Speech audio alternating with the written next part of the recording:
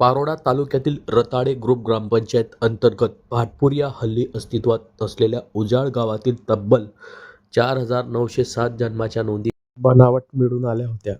त्यातील तब्बल 1,600 नोंदी जन्मनोंदी रद्द करण्यात आल्या असून त्यातच आगामी काळात इतर नोंदींची चौकशी करून त्यावर योग्य ती कारवाई करण्यात येईल असे आरोग्य विभागाकडून सांगण्यात आले आहे.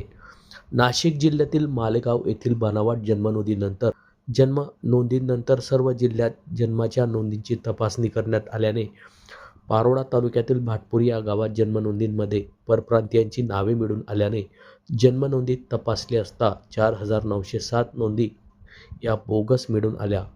त्यातील संशयितास यवतमाळ येथून अटक करण्यात आली होती. पारोळा तालुक्यातील भाटपूर या गावातील ग्रामपंचायत सन 2010 ते 2025 या 15 वर्षाच्या कालावधीत 4,907 बनावट जन्मनोंदी मिळून आल्या.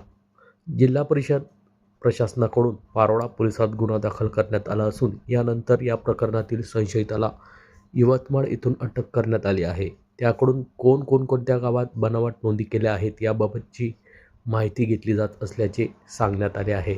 या संदर्भातली माहिती आज दिनांक 29 जानेवारी रोजी दुपारी 3 वाजता माध्यमांना प्राप्त झाली आहे.